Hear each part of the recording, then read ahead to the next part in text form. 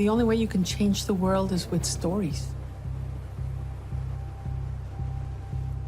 And the bigger your legend becomes, the easier it is to share the story. People want to hear it, they want to listen. Winds to 35 knots or higher possible in thunderstorms. Showers and thunderstorms. We are in an environmental emergency. And having this vessel out there telling these stories is actually really hopeful and inspiring.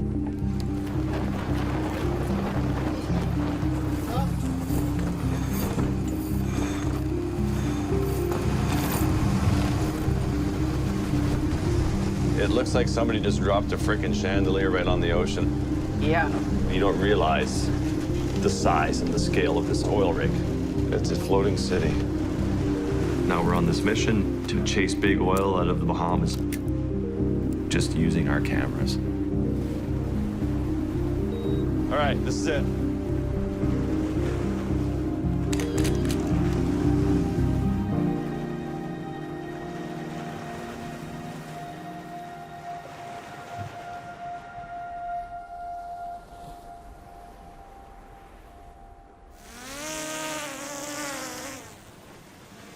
Starboard bow. This one is big and blue. Can't miss it. It's huge. It's huge, yeah. 35 feet deep, 34 feet deep, 50, 48. What's down there? 306. 48 to 306. So I think we should explore right here. It looks really great. I don't worry about him, he worries about me. Gotta worry about something. Might as well be the love of my life. I think we are going to spend the rest of our lives trying to save the ocean. If anybody's uncomfortable, they call the dive, we go up together. It's so difficult to photograph and film in the ocean. Not many people can do it. And until we cannot physically do it, we are going to continue doing it. National Geographic magazine is revealing its Adventurers of the Year. They are chosen for embodying the spirit of adventure in groundbreaking ways. Two of them did so as a couple. Paul Nicklen and Cristina Mittermeier are photographers. They met in the cafeteria of National Geographic's headquarters. Their dramatic images of the natural world have won millions of social media followers, turning them into conservation superstars. While Paul specializes in wildlife at the frozen ends of the earth, Cristina captures the lives of indigenous people all over the world. In 2015, the two marine biologists co-founded Sea Legacy, a non-profit organisation working to save our seas. In the beginning, all we had was our Instagram account. People really want to know what it feels like to be a photographer. What it feels like to be sitting there in the stream when a bear comes walking in. I was cold, I was hungry, I was scared, I was excited. And so we started posting those stories. And it was like a scene out of Forrest Gump. One day you look behind you and there's thousands of people following you, millions of people following you. I really see the journey we're going on is to be a Jacques Cousteau 2.0, using modern technology, beating that drum constantly. You can elicit an emotional response from your followers. You can make them care, you can make them angry. I just want them to feel it, and then from there, decide what they want to do. I think a lot of people have already given up. You know, why care if everything's already doomed? We still live in a beautiful planet. There are still so many amazing animals out there. I want to be an ambassador for nature, for all of us, for my children, for yours. And so making that connection from here's a photograph to here's how we begin a movement of people who care.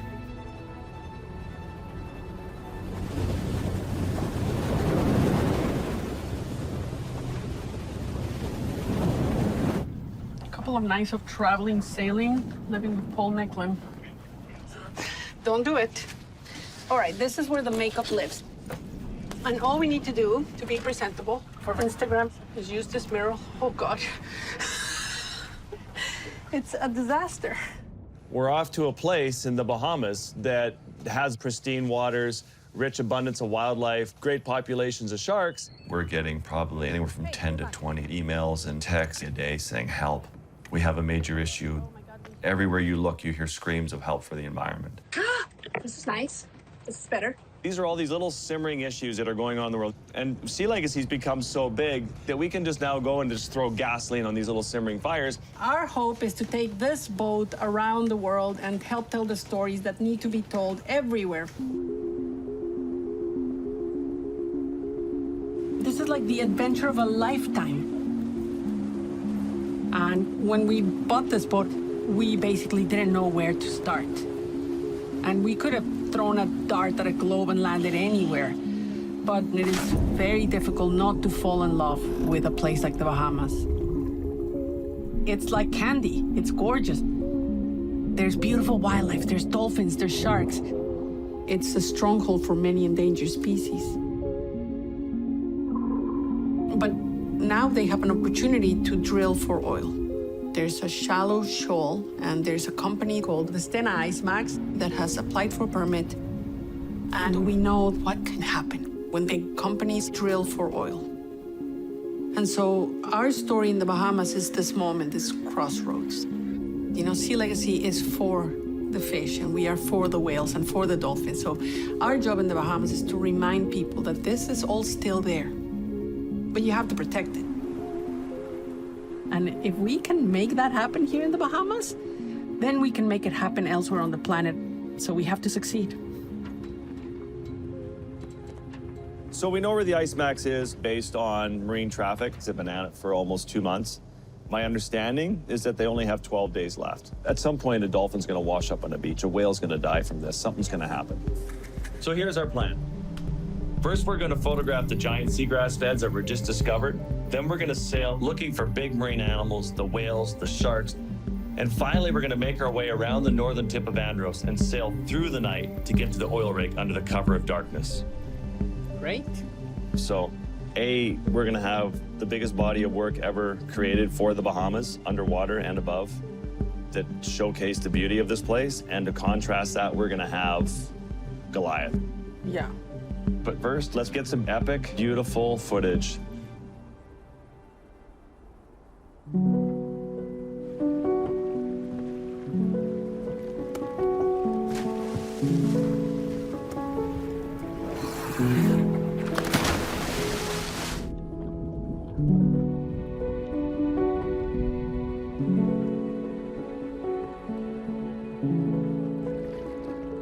When I'm shooting, I like to think about myself like a membrane. And on one side, you have the thing that I'm photographing, and let it pass through that membrane, people that will never put their head underwater. I want to be where that conversation goes back and forth. I love it. I just can't get enough of it.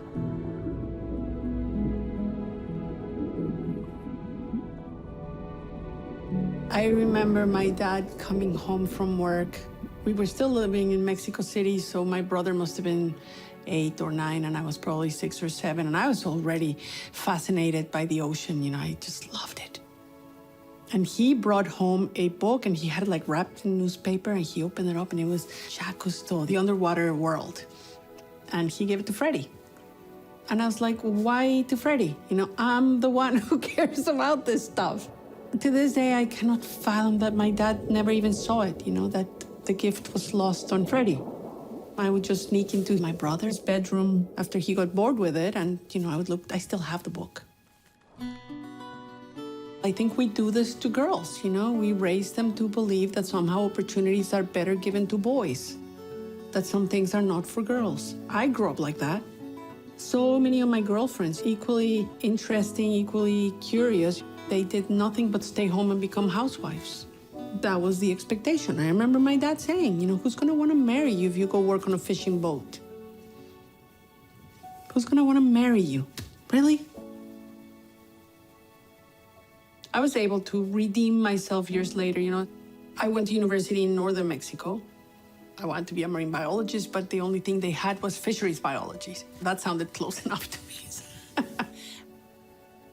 So I graduated with my dad in my ear saying, you know, biology, how are you gonna make a living? It's not for girls. And a friend of mine had an uncle who owned a hotel in Akumal. And so I moved to the Yucatan. And I spent probably a year. I mean, I had all the diving I wanted because the hotel had a little dive shop. So every day I would go diving and I would just go in the jungle and chase the monkeys.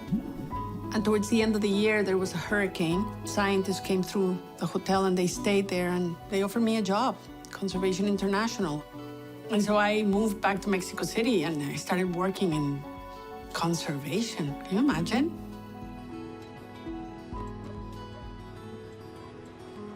You know, I think our goal is to do a wildlife and nature biodiversity cross-section of the entire Bahamas. And one of the great announcements that, I mean, this is secret, hasn't been announced yet, but the biggest seagrass beds in the world, underwater seagrass beds, they are discovered here in the Bahamas. That they are by far the largest in the world. It's the biggest scientific discovery in the oceans in the last 10 years. And it's on the banks here? Right south of Nassau. Yeah.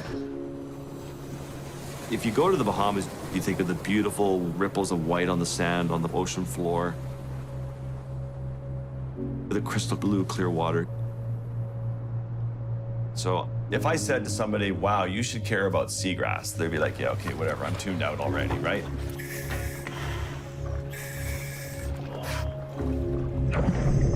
But if you can go down underwater and connect this whole ecosystem, from eagle rays and stingrays to following a shark through the seagrass, and she does this spiral move to get rid of the remoras that are attached to her. You see all these species that are connected to this environment, then you realize how important it is. And you use this beautiful, engaging megafauna to get people to ultimately fall in love with grass. It's big and lush, and it really feels like an underwater garden. Seagrass is actually the oldest living organism on our planet.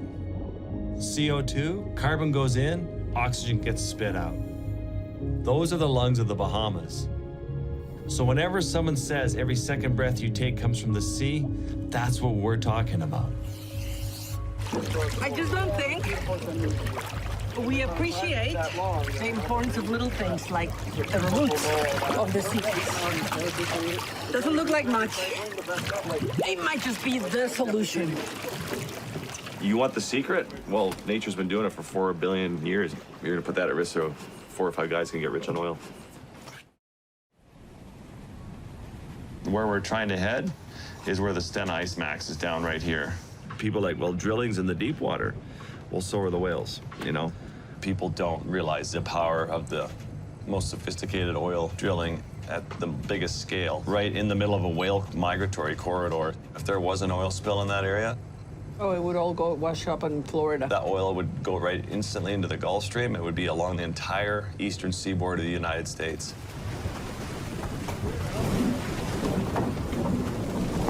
Hey, hold on that sucker. Yeah.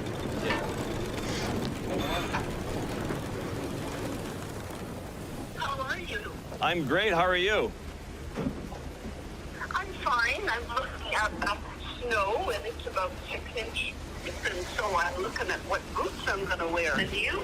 Yeah, we're doing great. Just wanted to check in and just tell you we love you and we think about you guys often and find ourselves homesick, Well, but probably same here. yeah. Well, thank you for everything. And love you very much, and you look after yourselves, okay? And call me, and I like that every once in a while. It's so nice. Yes, we will for sure. And then give my love to Aaron and Mark and the puppies, of course. And we'll talk to you soon, Mom. Will do. Okay. Okay. Okay. Love you. Love you Take too. care. Okay. Bye-bye. In 1972, when I was 4 years old, my family moved to Baffin Island because my dad got a job there. It's a 3.5-hour flight on a big jet straight north. We had moved into a community of 190 Inuit people. There were all these outpost camps. Your groceries came once a year by ship. We didn't have a television. We didn't have a radio. We didn't even have a telephone. Nobody had a telephone. It was a strange place, but I just got off on it. And it was a very simple, but very raw, but very beautiful existence. In our little town of Lake Harbor, my mom had a little darkroom. She would take pictures. She would process her negatives in this bath, and you would see these beautiful moments of these Inuit hunters, just, you know, people out on the land in black and whites, and us kids. It's my only really sort of sad moment in all of this is that my mom had such a hardship living in the North. She saw so much troubling stuff that when she came out of the Arctic, she took her life's work, all of her photography, all of her slides.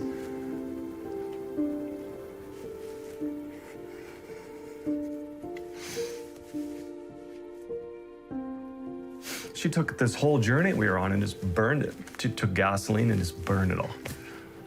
And she wanted to remove that chapter from her life, whereas I found myself dreaming about the Arctic and pursuing going back to the Arctic and being back with my Inuit friends. I deeply fell in love with this place.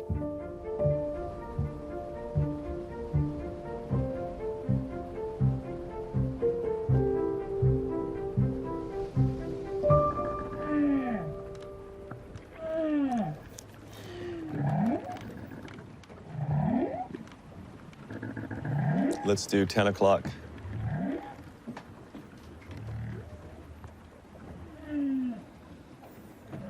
Definitely hear something down there. Go to 2. Go 9.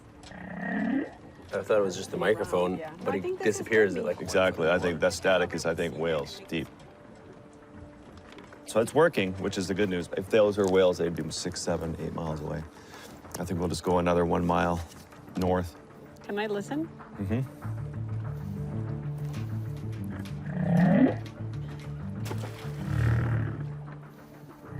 Oh, wow. Amazing. That noise we're hearing is that way. Or something. Okay. Yeah. He likes the cold, but he also likes the blue water. Paul Nicklen is happiest when he has a big animal that he can just spend time with. I'm launching the drone.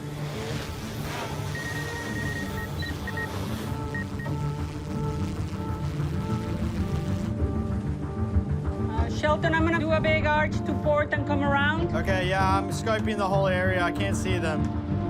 Shelton is on top and he's got the drone in the air. Me, she's in the bow, she's looking for fins. And somehow I got stuck in the wheel, but somebody has to drive. Yeah, oh, they're surfaced. They're on the top. They're about 300 feet off the bow. As best I can tell, it's just a pod of pilot whales. 180, honey.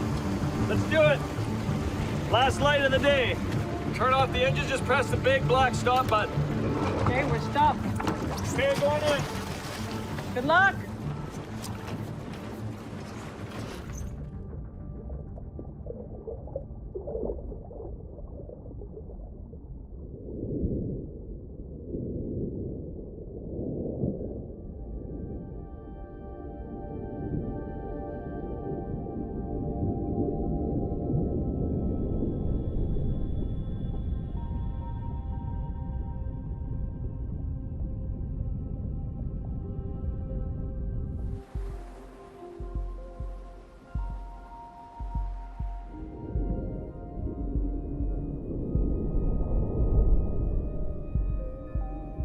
I've always been so in love with being immersed in the ocean and with a wild animal.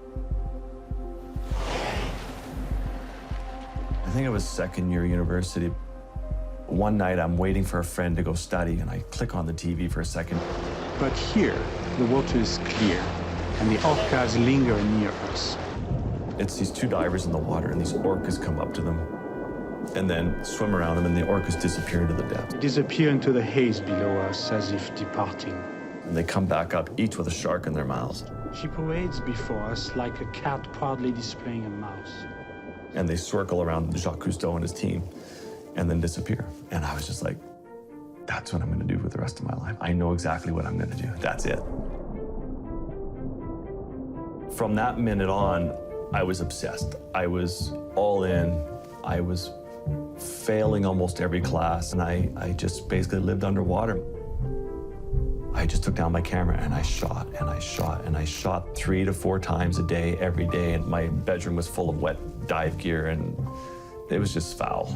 But I didn't care because I was just dove every second I could.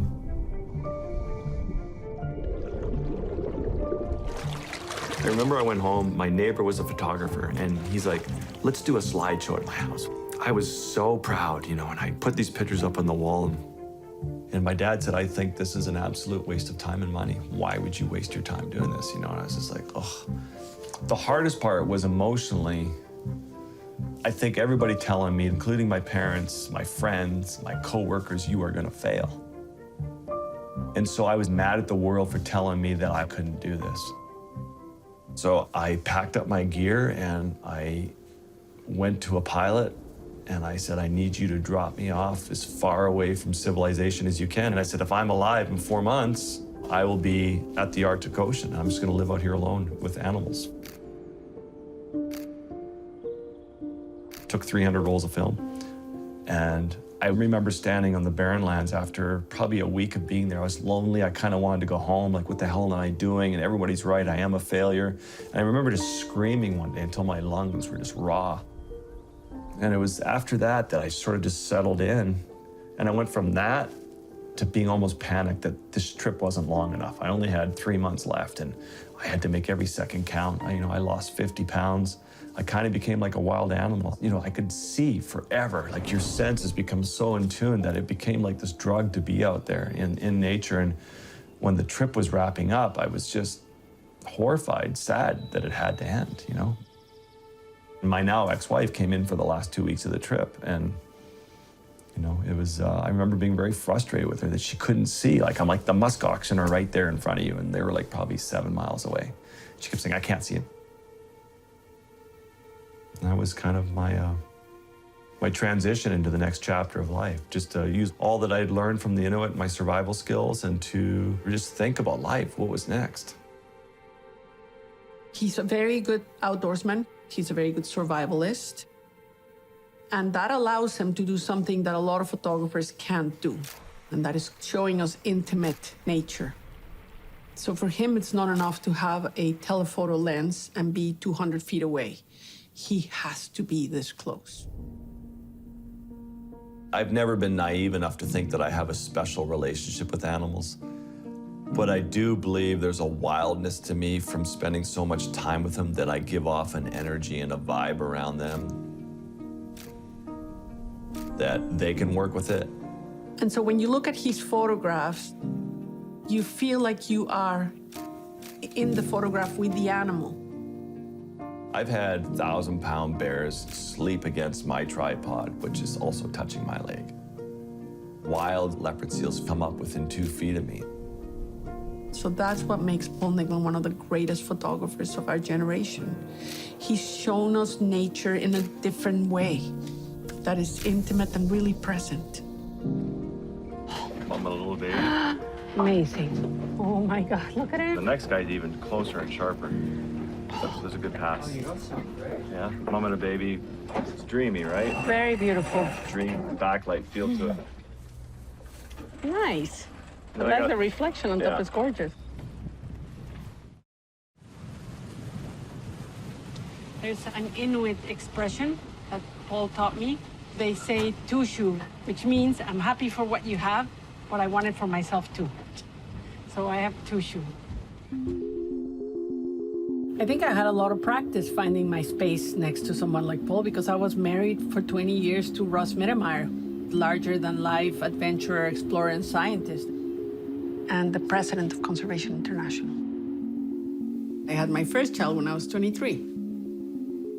I was a very young mom. My grandmother wanted me to have a baby. I felt like this pressure, that it was time to have children. Russ and I lived in Great Falls, Virginia, which is an affluent community near Washington, D.C. So I started a little business, Cristina Mittermeier Photography. And so they wanted me to take their picture for the holidays. So I had them on a rotation. I had this little spot in front of the waterfalls. And I had 3 bookings every afternoon. So I had this little business going, making portraits. At the same time, I was going on these amazing trips to the Amazon and to Papua New Guinea with Ross and taking pictures. He would go off at 5 in the morning to chase monkeys, and I had to stay in these villages with the kids. And having kids in remote communities, it's like a magic door opener. You know, people will come out of their homes and they just wanted to touch this kid, you know, and they would grab her. And before you know it, you're in the middle of the family. And I was like, holy, access to people's very intimate spaces and life. And I could take pictures. It was awesome. And it's like, okay, game on, you know? We're sitting here in northern Amazon, waiting for some Indians coming to do a welcoming dance for us. So the funny thing is they came, they went right by, and they said, we'll come back. So we're sitting here waiting for them.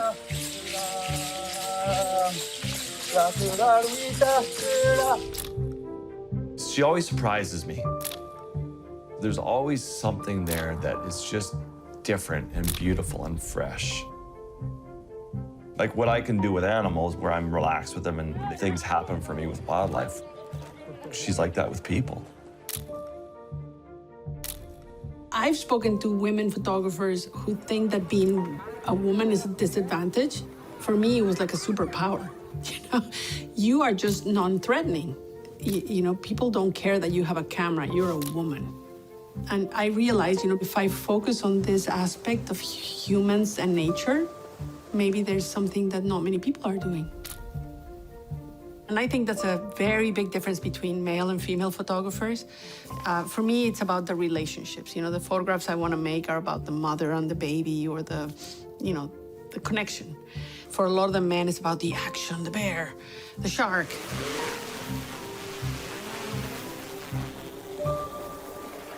Directly off the start. Right here off the start. He just came up. Wild tiger. I didn't think we were going to see one.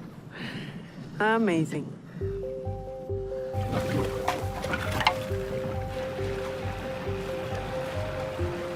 Hey, you guys, hang on. He's circling a stingray. Is he? Yeah. Are you kidding me? No. Whereabouts? Right under the drone. This is pretty awesome. Straight ahead. Right towards those people. Right here. We swim this way. Circling back to you. Right behind you guys, on the far side of us. 10 feet, 15 feet.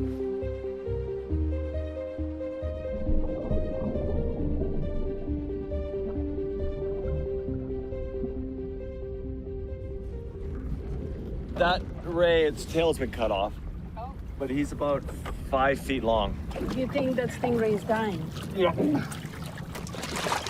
I saw his eyes, but they're just fully covered over in like fungus. Yeah. So that's why you can't see him. And Fungus. he just moved 180, but very slow and sluggish. And I just think it's a small shark. I think he's terrified. Yeah. And he's scared of me. He's scared of this ray. I mean, he's just cautious, right? And we see tiger sharks as these vicious beasts, and yet they're patiently waiting for a stingray that has no barb to die rather than risk getting hurt, you know? Can you imagine that stingray coming to this crossroads in time? It's just very powerful. It's very fortunate. It's sad. It's beautiful. It's all of it, you know? I mean, it's kind of how I want to go. I've been always sort of fascinated how I'm gonna die. I just don't want to die in a car, and I want my death to be cool. I remember I was very close to getting killed by an 8,000-pound breeding elephant seal. I didn't realize he'd been breeding all day, and he was hot, and he was in the water cooling off. The water was 4 feet deep, and I swam up to him to take his picture. And he turned on me, and here's an animal that's, when he rears up, he's 11 feet tall in the air, you know, and he's rearing up and trying to crush me.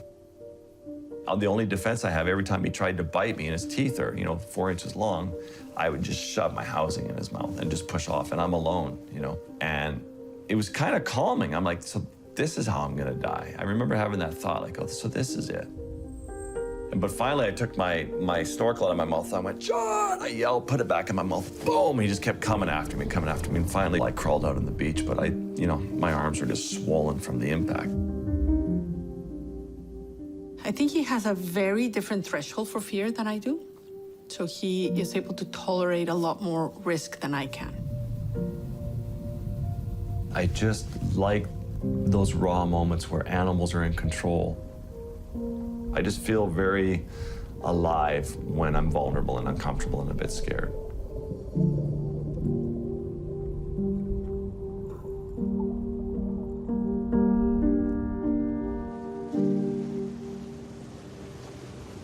It was the first weekend in the Bahamas. I was having quite a bit of regret. I'm like, I've just walked away from the Arctic, where I do get to feel vulnerable from the rawness of walrus and ice diving and leopard seals. And I was starting to question myself. I'm doing coral in crystal blue water. Like, this is too easy. I don't feel scared. And then just as I was having those thoughts, we founded bottlenose dolphins. And I jumped in the water with one dolphin. And then to witness 7 dolphins all diving deep into the sand. And it looks like you're flying over the moon with all the craters. It's called crater feeding. And it became one of the most beautiful, poetic moments of my career.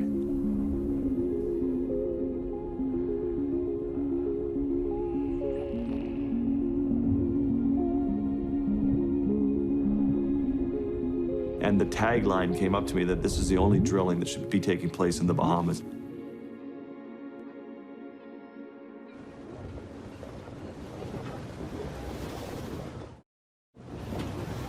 So what's our plan when we get to the oil drilling? I was saying that when we get to the Stena Ice Max, they're not going to let us hang out. I don't think they're going to invite us on board for coffee, but I think that... Oh, I think they will unleash their security boats on us. So I think we have one chance, and that is pretending to be a sailing cruising vessel, film from the deck, and as we pass, as we leave, fly the drone before they come and put the run on us. They can't legally put the run on us. Oh, they can. They are protected by the Bahamian government. And no, like, we're not going to be 50 feet from them. We'll be half a mile from them.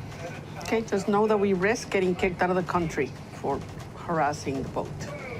We're not harassing. Just cruising by. I'll leave it with you, but I wouldn't hang out because those ships, you know, they are under threat of piracy and terrorism and stuff.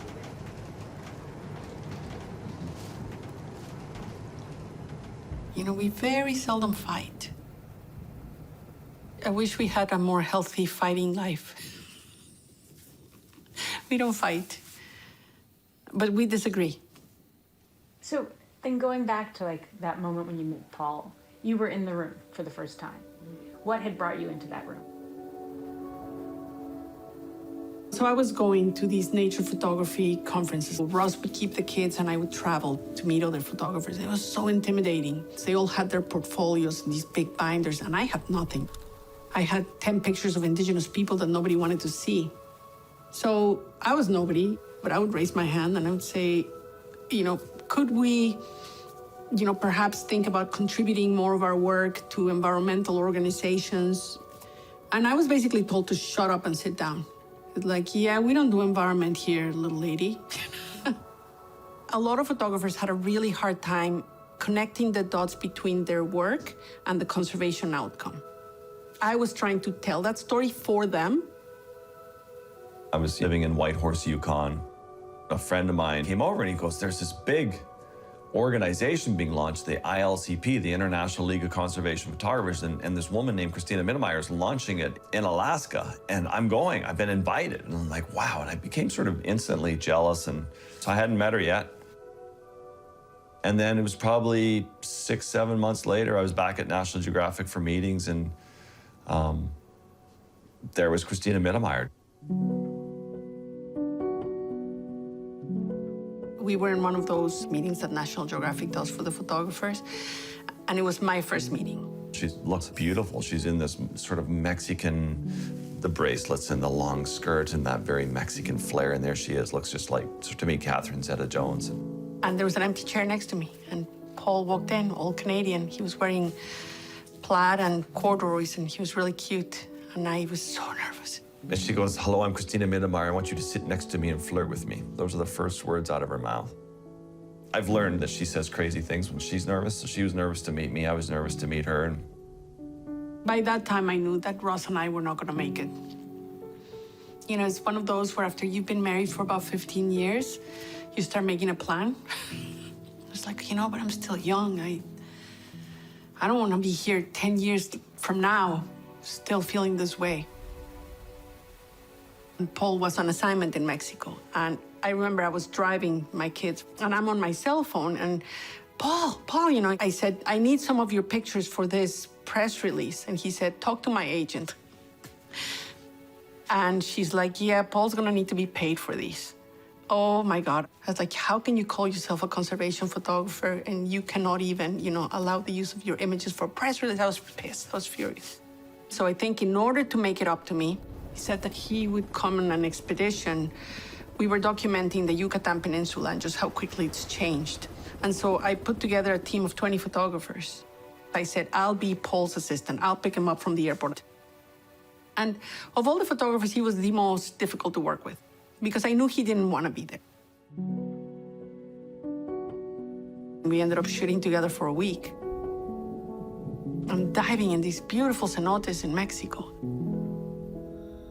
There is something really interesting that happens when you dive with the same person. And it is like a choreography. It is like a dance. When I was married to Ross Mittermeier, he was so afraid of letting me dive that I didn't dive almost in 20 years. And so when I met Paul and I started diving with him, it was just like the most romantic, amazing thing. To have this dive partner who loves to be underwater as much as you do. And we were staying in a little house that we had rented, and it was like, oh my God, it's like we're on a honeymoon. Hello, hello, check, check, 1, 2, 3, Cristina cooking. Mexican tonight. Happy birthday to me. Happy birthday. Happy birthday to you. Cha-cha-cha. Happy birthday to Cristina. I love you. Aww. And many more. I love you too. And after we fell in love and, you know, started working together, I was his assistant in the field, and I was his fixer. Okay, one more. I'm very uncomfortable. No, don't be uncomfortable. Get used to it. He was a photographer on assignment, but I was traveling with him and helping him with everything. So we did probably 10 assignments for Nat Geo that way. Just a dream person to be out with her with, always happy, and just, you know, went from loving working with her to needing her in my life all the time. And we went off on this journey together.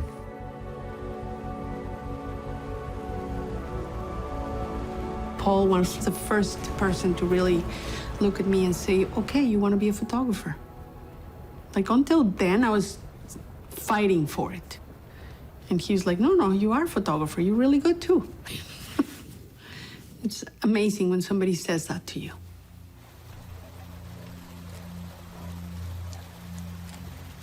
So I brought her with me out on a National Geographic assignment. And then as I was standing there on the shores, these two photographers took me aside. They said, we see you're close to Cristina like your friends. I'm like, yeah. And they said, we need you to go tell her that she is not a photographer. She is here in service to us. That pissed me off.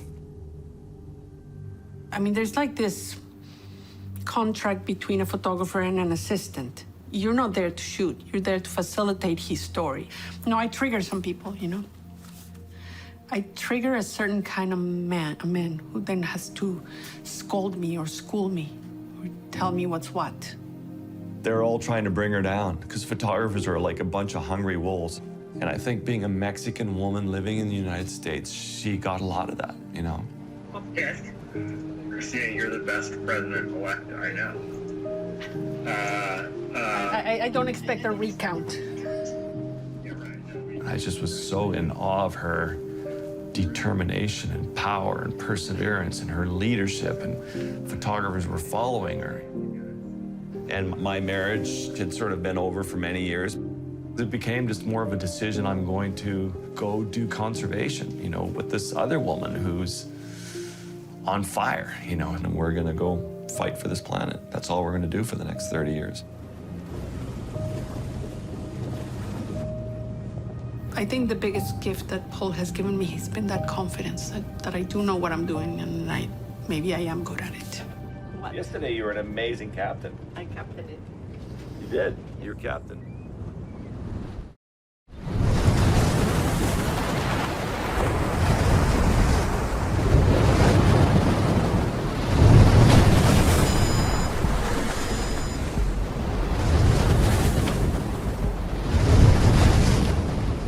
Antarctica was a transformative experience because for 10 years I had been Paul's assistant and fixer, and for Antarctica specifically, Paul insisted that I be a photographer on the expedition.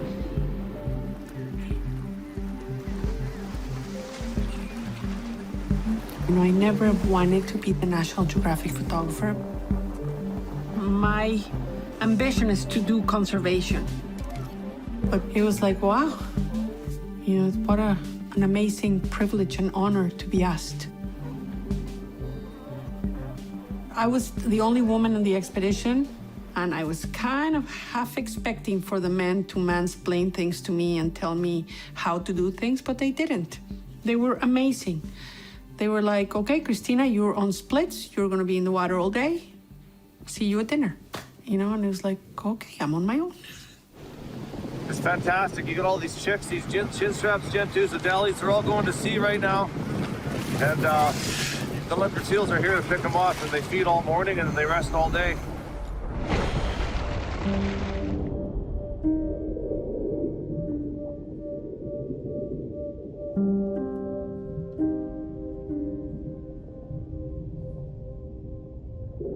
I don't feel threatened or scared in the company of animals, so I have a very calm demeanor, and I think that really helps.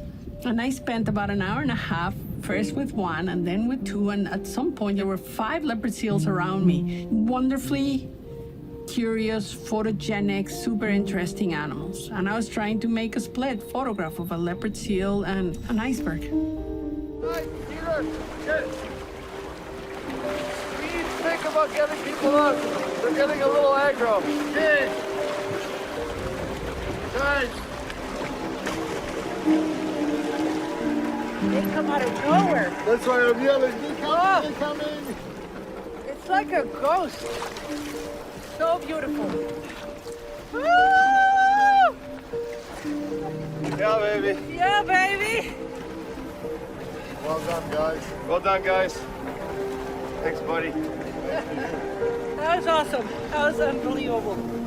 Life-changing, really. Hey, you big girl. You're beautiful.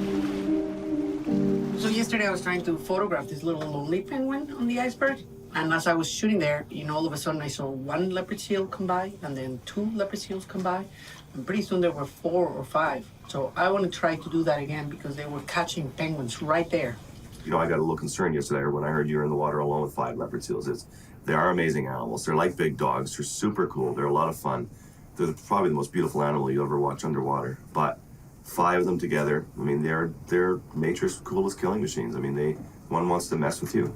Just, you know, just be careful. They seem to be pretty happy eating penguins like popcorn. Yeah.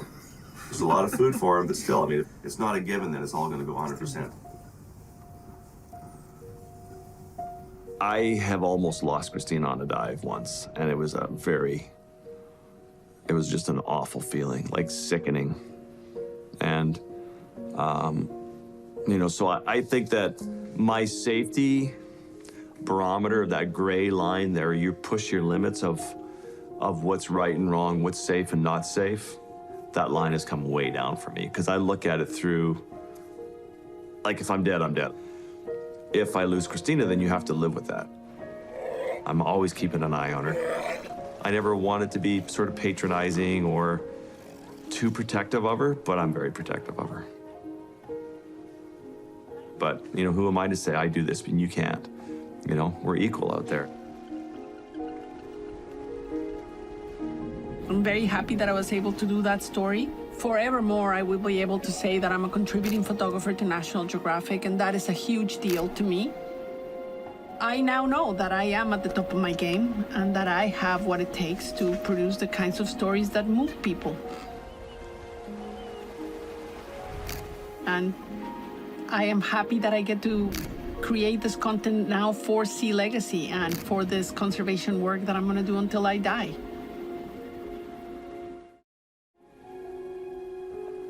Now we're going to get into some of the nitty-gritty conservation work.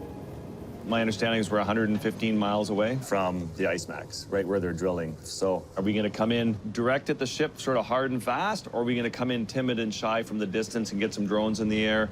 We could be there by 6 a.m. tomorrow morning. We can come in just under the cover of darkness tomorrow morning. Even though they legally can't ram us or chase us out of there, they're going to do everything they can to get us out of there. And then from there, our excuse, oh, we're a Canadian boat, you know, like we're out here fishing and we saw you have a really cool boat and what are your distance restrictions? And they're going to be like 1 mile. You know, and you're like, okay, thank you. We'll make sure we follow those rules and we'll sit at 1 mile. When you're starting out your career, you measure success, and it's nice to win a BBC award or a World Press Photo Award. But after a while, you're like, okay, I know how to tell a story. And now we measure success in having our own wins. Whether it's taking a big oil in Norway. I was in Moscow last year and just like being glared down by the entire oil industry from Norway. If you've ever been to a place called Lofoten, it is truly one of the most beautiful places in the world where every year 1,200 orcas show up to feed on the herring. You get humpback whales and fin whales. We need to protect a lot of these critical key habitats on our Earth if we want to continue having life the way it is. Thank you. They're staring at me while I'm on stage and Putin had just given an address and just hating me because we'd won. We chased them out of these grounds in the Lofoten region just using our cameras. We helped a group shut down the entire drift net fishery off the coast of California that has a 9-to-1 bycatch because we went diving and showed how gross it is. Tragically, last night we found a humpback whale wrapped up in this big, heavy crab pot line. We were able to get a lot of it free, but it still has a lot on it. It's still out there fighting for its life. We partner with these organizations, like this tiny nonprofit in Canada. They literally are 3 people, but they figured out a great idea. They said, if we don't want people to hunt wolves, all we have to do is buy the hunting tenure. You know, we just rallied our followers. We said, this is what we want to do. This is how much we need. And sure enough, within days, we had the money. And not ever again a single wolf will be killed there. My dream is that anybody sees Sea Legacy coming, not just the boat, but the organization. And they're just going to roll over because they just can't handle 300 million eyes, you know, something 3 times bigger than eyes on the Super Bowl, all of a sudden focused on them and what they're doing.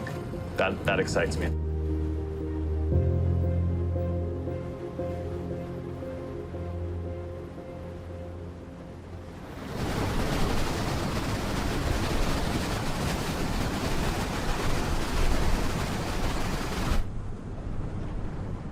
We have been sailing through the night, and we are now 7.7 nautical miles away from the Sten Ice. We can see them in our radar, and they probably can see us in their radar, and they probably are wondering what we're doing here. And so we need to come up with an answer fairly pronto.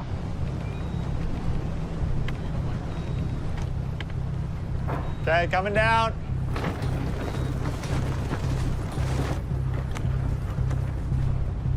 You guys ready for me to go into the wind? Yeah, stand by. All right, all sails down. Okay. It looks like somebody just dropped a frickin' chandelier right on the ocean. It's a city. It's a city, yeah. It's a floating city. The one thing I don't want is to get kicked out of Bahamas, to get reported to Bahamian authorities. I don't think we admit to journalists. We're just in transit. Looks like our COG is, you know, 2 miles. Is that an acceptable distance?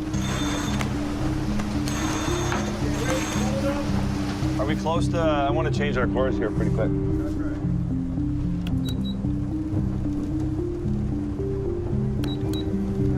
So we're trying to already debate. We obviously don't have our plan completely together because Cristina now thinks we should issue that we're journalists and telling here to photograph the ship. I think that's not smart.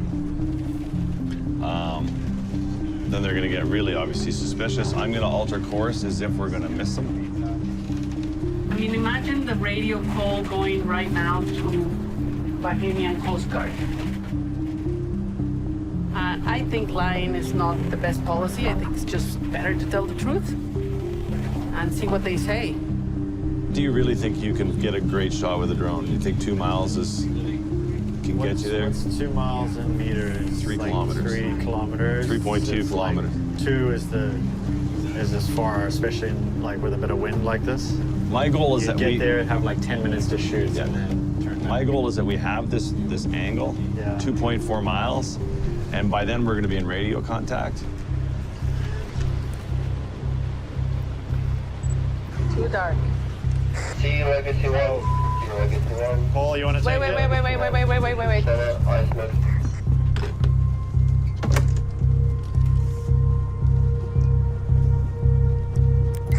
Ice Max, yes, this is the Sea Legacy 1. Go ahead. Yes, sir, for information, we're drilling rig, canal operation, underwater operation in this area, and we request a wide berth of at least 2 nautical miles. Yeah, okay, Roger, copy that. We are just dealing with some sails, and then we are going to head to Keysal Bank. And then, but we will maintain 2 nautical miles. We will give you a wide berth. And if there's, yeah, come back to us on one. We'll stay on 16.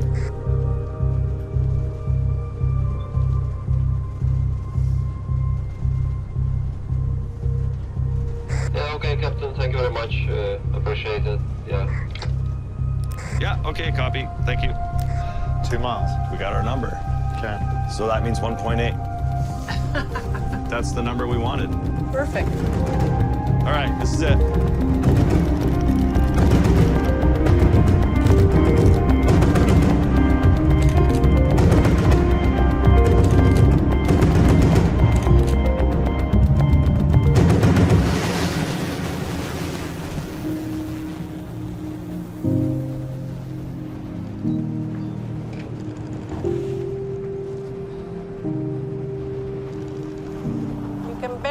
See it behind me, right above my head, there is the Stena Ice Max. It's an oil drilling ship here in the southern waters of the Bahamas.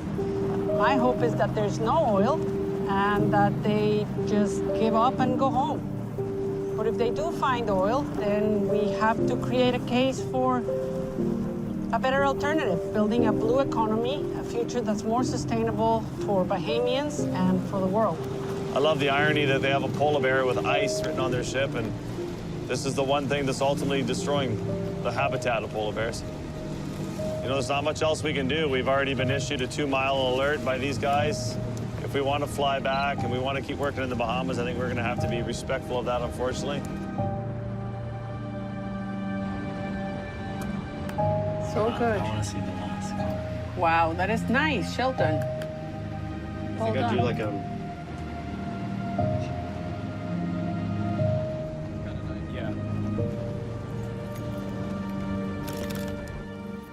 That shot right there, to me, it says it all. Actually, in many ways, it's the scariest. Yeah. This beautiful blue ocean, you know?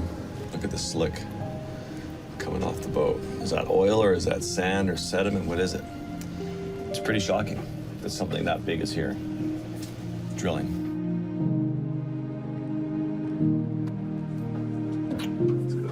Very good, very proud. Everybody's gonna love this. It's gonna be so good. Something that I always find so impressive is just Paul's ability to execute on expedition. You know, to kind of visualize what we need to do, plan for it, and then just put us in the place where we need to be. I think 99% of our success is just Paul's experience with expeditions. Think like as tight as incriminating as possible without being illegal, you know? That's powerful right there. Pull that. That's nice. It's something like that where you look at the eye.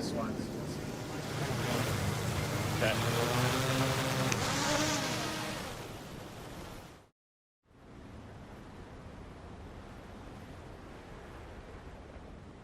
So I just received an email from the president of Brief, which is one of the leading nonprofits here in the Bahamas.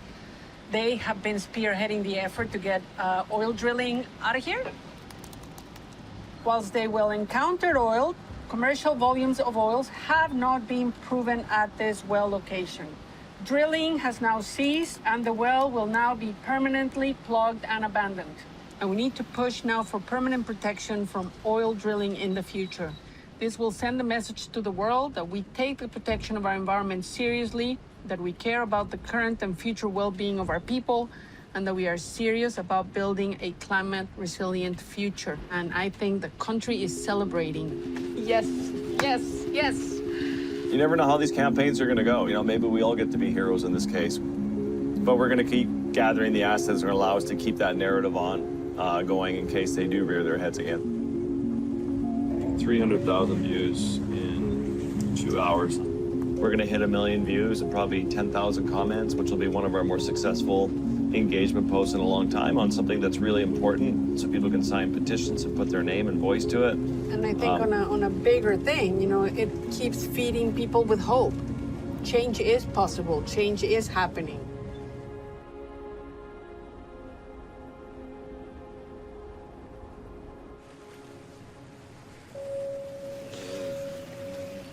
Incredible. This is what I need when I do splits. When you what? When I do splits, this kind of sky. It's all about the empty spaces. I learned once in a Sony video. That's where the magic lives. It's in the empty space. You're making fun of me. Photographing 4 million years of evolutionary perfection. That's... It is very pretty. It is quite lovely.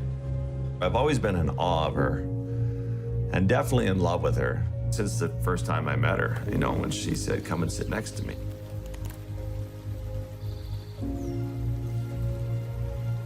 Now she's one of the great female photographers in the world.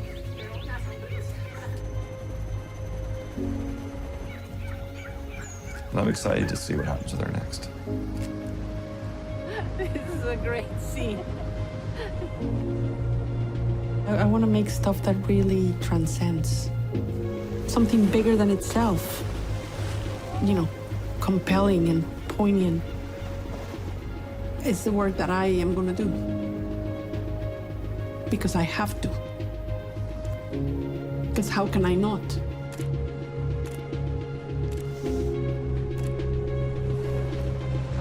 On my deathbed, I just want to know that we saved a lot of habitat and a lot of species.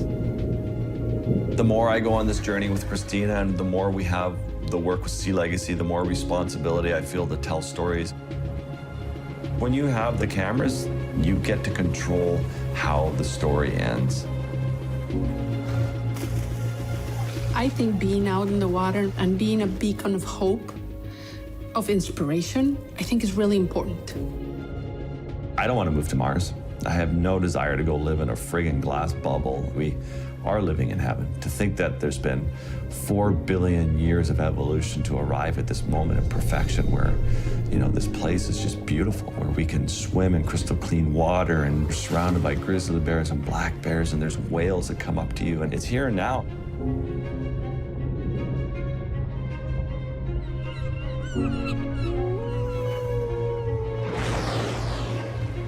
We're just lucky we get to do this. We really are. This is, you don't retire from this, you know, you're with this till you sign Win out. or die, yeah.